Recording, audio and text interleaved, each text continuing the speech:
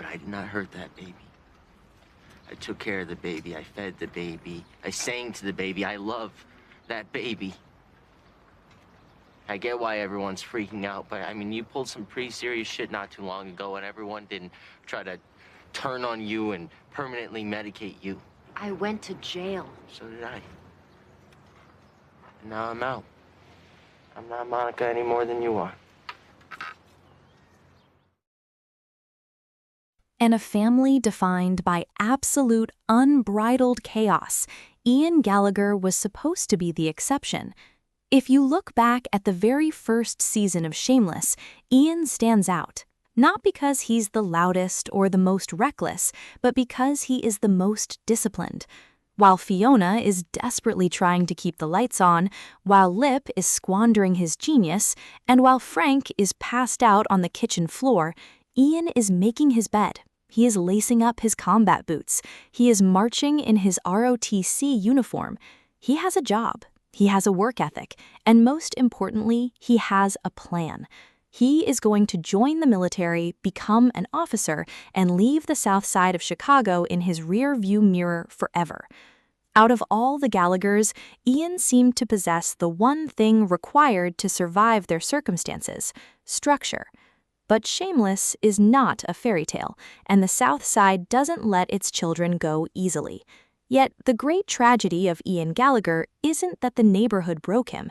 It isn't that the poverty, the violence, or the trauma of his upbringing finally ground him down. The tragedy of Ian Gallagher is that his greatest enemy wasn't out on the streets. It was buried deep inside his own DNA. This is the story of a boy who tried to outrun his own shadow, a boy who built his entire identity around being a good soldier, only to realize that the war he was fighting was against his own mind. This is the story of Ian Gallagher, how trauma, violence, and loyalty forged his identity, and how, in the end, it was an imperfect, blood-stained romance that saved his life. Chapter 1. The Good Soldier. Loyalty. To understand Ian, you first have to understand his desperate need for order. Growing up in the Shameless household means growing up in a state of constant, terrifying unpredictability. Will the electricity be on tomorrow? Will Frank gamble away the grocery money? Will Child Protective Services knock on the door? In an environment where the adults are the ultimate agents of chaos, the children are forced to either adapt or drown. Ian's adaptation was discipline. He looked at the wreckage of his parents and decided to be the exact opposite. If Frank was lazy, Ian would work at the cash and grab. If Monica was a hurricane of emotion, Ian would be stoic, focused, and relentless. The military wasn't just a career path for him, it was an escape hatch. It represented an institution where the rules actually made sense. You follow orders, you put in the work, and you are rewarded. It was the antithesis of being a Gallagher. But beneath that stoic, disciplined exterior, Ian was carrying a massive weight. Growing up gay in the hyper-masculine, violently homophobic environment of the South Side required a survival instinct all its own. Ian couldn't afford to be soft. He had to be able to throw a punch, take a beating, and walk away with a bloody lip and a smirk. He learned early on that vulnerability was a liability. This is why his bond with his older brother Lip is the most crucial relationship of his early life. In the beginning, they are two sides of the same coin. Lip has the raw, chaotic intellect, but Ian has the ironclad discipline. They share a bedroom, they share their secrets, and they share a quiet, desperate understanding that they both need to get out. Lip is the first person Ian trusts with the truth about his sexuality, and Lip's immediate, unflinching acceptance becomes the anchor Ian relies on. Ian's loyalty to his family is absolute. He is the quiet protector. He doesn't demand the spotlight. He doesn't ask for praise. He just does what needs to be done. Whether it's helping Fiona pay a bill, protecting his younger siblings from bullies, or taking a baseball bat to someone who threatens his own, Ian operates with the code of a soldier long before he ever puts on a real uniform. But all of that discipline, all of that loyalty, and all of that carefully constructed armor was about to be tested by an enemy he couldn't punch his way out of. Chapter 2. The Ghost of Monica Fought His Own Mind. There is a specific, haunting terror in realizing that you are turning into the monster under your bed. For the Gallagher kids, Monica is the ultimate cautionary tale. She is a ghost who occasionally blows through the front door, leaves a trail of emotional devastation, and vanishes, leaving her children to clean up the wreckage. Ian hated her. He hated her selfishness, her unpredictability, and the way she made his siblings suffer. And then, slowly, terrifyingly, he began to realize he was exactly like her. The onset of Ian's bipolar disorder is one of the most heartbreaking arcs in television history. It doesn't happen overnight, it creeps in. It starts as a low hum, a burst of reckless energy, a sudden, unexplainable bout of depression, an impulsive decision to steal a helicopter while AWOL from the army. At first, he thinks he's just stressed, just acting out. But as the manic episodes escalate, the truth becomes impossible to ignore. The tragedy of Ian's illness is that it strips away the one thing he valued most, his control.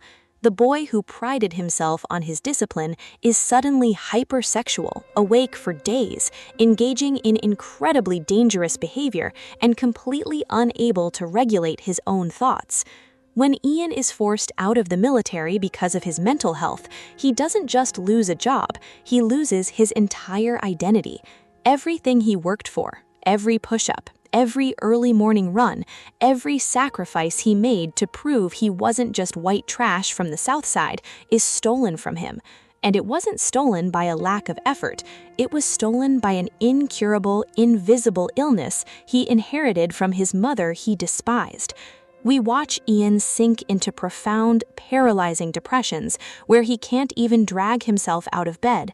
We watch him spiral into full-blown mania, culminating in the devastating moment he kidnaps Mickey and Svetlana's baby Yevgeny, taking him on a dangerous cross-country road trip that ends with Ian locked in a psychiatric ward. The diagnosis of bipolar 1 is a death sentence to the Ian Gallagher we knew in Season 1. The refusal to accept this reality is what drives him for years. He refuses to take his medication because the lithium makes him feel sluggish, deadened, and weak. He wants to feel alive. He wants to feel the rush of the mania, because in the mania, he feels invincible. In the mania, he isn't a sick kid from the slums, he's a god. But the fall from that high is always violently brutal. Ian's battle with his own mind is a lonely, isolating war. His family loves him, but they look at him with the same pity and fear they reserved for Monica.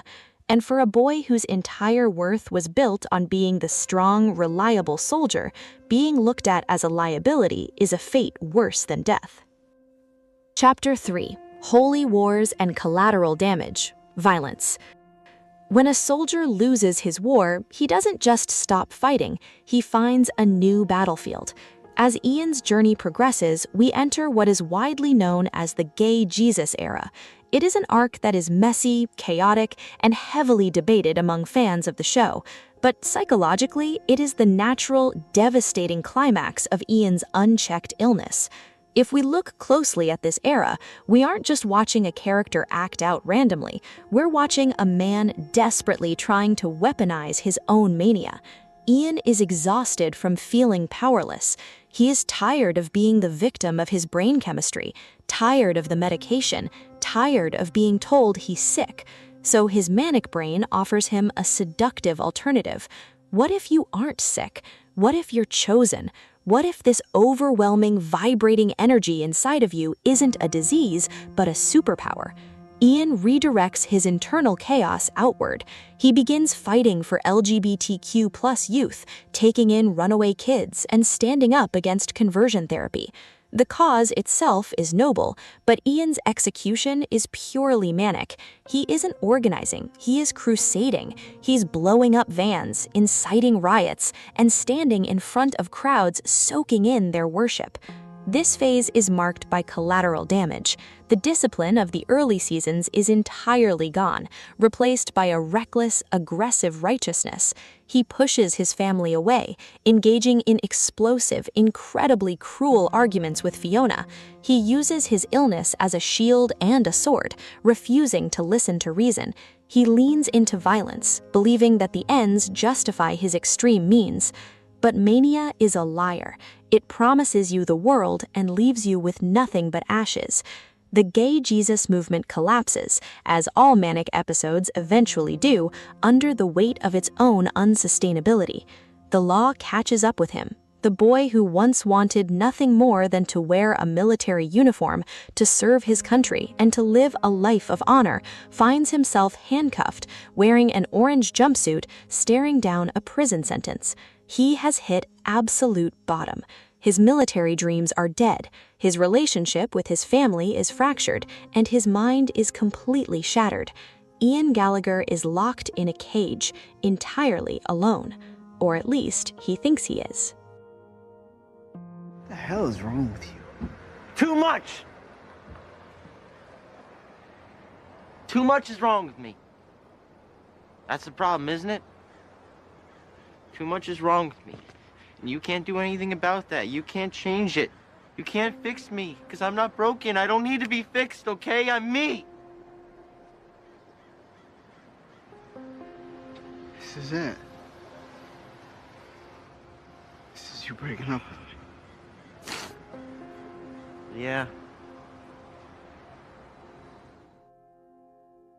Chapter 4. Forged in Blood and Dirt. Gallavich. You cannot tell the story of Ian Gallagher without talking about Mickey Milkovich. If Ian's internal world is defined by a desperate battle against his own mind, his external world is anchored by a romance that is as brutal, chaotic, and violently beautiful as the South Side itself. To call Gallavich a love story almost feels too soft. It wasn't born out of meet-cutes or sweet declarations. It was forged in dirt, blood, and the terrifying vulnerability of two boys who had never been taught how to love. When we first meet Mickey, he is the terrifying neighborhood thug. He is deeply closeted, hiding his sexuality behind a fortress of hyper-masculinity, petty crime, and explosive anger. The Milkovich family makes the Gallaghers look like the Brady Bunch. Mickey was raised by Terry Milkovich, a monstrously abusive, violently homophobic patriarch. For Mickey, being gay wasn't just a secret. In his house, it was a death sentence. Their relationship begins as a purely physical transaction, hidden in the back room of the cash and grab, masked by threats and bloody noses. They communicate through violence because it is the only language either of them has ever been taught. But Ian sees through the armor. Ian, the good soldier, the protector, recognizes the terrified kid hiding beneath Mickey's tattoos and switchblades. And Mickey, in turn, sees Ian, not as a Gallagher to be pitied, not as a project to be fixed, but as an equal. As Ian's mental health begins to fracture, we see the true profoundness of their bond. When Ian is diagnosed with bipolar disorder, his family reacts with a mixture of fear, exhaustion, and pity. They see the ghost of Monica. But Mickey doesn't care about Monica. When Ian is at his absolute lowest, sinking into a catatonic depression, Mickey doesn't run. He doesn't look at Ian like he is broken. Mickey climbs into bed with him, holds him in the dark, and refuses to let go. Mickey goes from a boy who would literally beat Ian to a pulp to keep their secret, to a man who stands up in the middle of a crowded bar, looks his monstrous father in the eye, and proudly declares that he loves a man. Mickey takes a horrific, bloody beating from Terry that night, but he doesn't fight back, and he doesn't take the words back. It is an act of ultimate, staggering devotion. Mickey is the only person who can ground Ian because Mickey doesn't treat Ian like a ticking time bomb. He treats him like Ian. He yells at him, he fights him, he demands accountability, and he loves him with a ferocious, feral intensity. But even a love that strong can be tested by the crushing weight of unchecked mental illness. Their journey is marked by heart-shattering breakups, prison stints, and escapes across the Mexican border. They tear each other apart because they are two deeply traumatized kids who don't know how to exist in peacetime. When Ian spirals during his gay Jesus phase, Mickey is gone, and without his anchor, Ian drifts entirely out to sea, straight into a prison cell. Which brings us back to that cage. Chapter 5. The Perfect, Imperfect Love. When Ian walks into his prison cell, his life is effectively over. He is completely hollowed out, defeated by his own mind and the consequences of his manic crusade. He walks to his bunk, exhausted, expecting to face years of isolation. And then the bottom bunk shifts, and there is Mickey Milkovich. That prison reunion is more than just a fan service moment. It is the emotional climax of Ian's entire narrative. It is the universe, or at least the justice system, offering Ian a grace he could never give himself. In that moment, the armor finally drops. The later seasons of Shameless explore something incredibly rare in television: the quiet, difficult work of healing. When Ian and Mickey are finally released, they aren't the same violently passionate kids making out in the dirt. They are men in their 20s, carrying the heavy scars of their pasts, trying to figure out how to build a life that doesn't involve constant crisis. This is where their love transitions from a toxic trauma bond into a genuinely stable, perfect, imperfect partnership. We watch them learn how to actually communicate. We watch them argue about finances, about wedding venues, about who is going to take out the trash.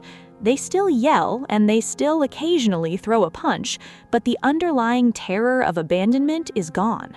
For Ian, the true victory is acceptance. Bipolar disorder is a lifelong illness. It is a voice in his head that will constantly tell him he is too much, that he is unlovable, that he is a burden to everyone around him. But Mickey silences that voice. Mickey looks at Ian's bipolar disorder, at his past, at his worst manic mistakes, and says, "I don't care. I'm not going anywhere." Their wedding is the ultimate testament to their survival. It is chaotic, the venue burns down, Terry tries to ruin it, but they get married anyway. It is a middle finger to the South Side, to Terry Milkovich, and to the generational curses that tried to drag them both into the grave. By the time the series ends, against absolute odds, Ian and Mickey are the most stable, healthy, and devoted couple in the entire Shameless universe. Conclusion: a South Side survivor. If you look back at that young, disciplined boy in Season 1, making his bed and dreaming of a crisp military uniform, you might feel a pang of sorrow for the life he didn't get to live. Ian Gallagher didn't get the clean, honorable escape he desperately wanted. He didn't become an officer, he didn't get to leave the grit of his neighborhood behind and reinvent himself. Instead, he got something far more difficult and infinitely more beautiful. He got a real, messy, authentic life. Ian's story teaches us that you cannot outrun your own blood, and you cannot punch your way out of a war taking place inside your own brain. But it also teaches us that trauma and illness do not disqualify you from a life worth living. Ian fought his own mind, and while he didn't cure it, he learned how to live with it. The good soldier didn't die on the South Side.